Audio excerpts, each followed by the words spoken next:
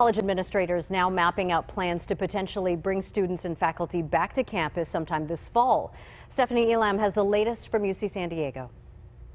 It's just really exciting to be a part of this. UC San Diego student Eleanor Gruden didn't prepare for this test, but it might have the greatest impact on her education next term. She's taking part in the pilot phase of the University of California at San Diego's Return to Learn program. The eventual goal? To test the university's population for COVID-19 on a consistent basis for 8 months, beginning in September, potentially paving a path to return to some in-person education in the fall. We want to be able to come back in the safest way possible, and one of the key features of that is to be able to monitor for presence of the virus. By following clearly posted directions, Gruden is collecting her own sample. We're planning on having all around campus a bunch of collection boxes, each of which would contain a stack of individually wrapped swabs with medium. Each swab would have associated with it a QR code. We'll have loaded on the UCSD app a barcode reader that will attach the identity of the person using the swab. They will pop the barcode, pull the swab out of the sleeve,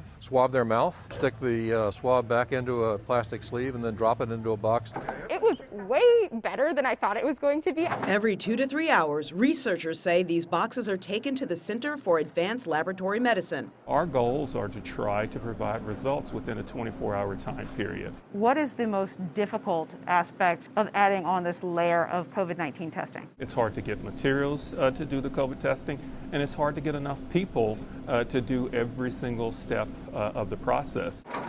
We have a couple of months to scale up to the degree we need to.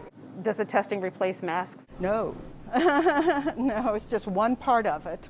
Until this either burns out, which chances are is not going to happen, or until we're pretty much immune from a vaccine, we'll have to be extra careful. While the pilot program was focused on about 5,000 people who remained on campus after it shut down, at full speed, UC San Diego will need to regularly test its community of 65,000 students, faculty, and staff. The simulations indicate that if even 75% of the population were tested per month, we would still be able to detect an outbreak before there were, say, about 15 detectable infections on campus. The secondary component, which is really critical, is what we do once we identify the outbreak. That's where we're going to rely heavily on measures such as contact tracing and isolation and quarantine and social distancing interventions. Test results pop up in the app.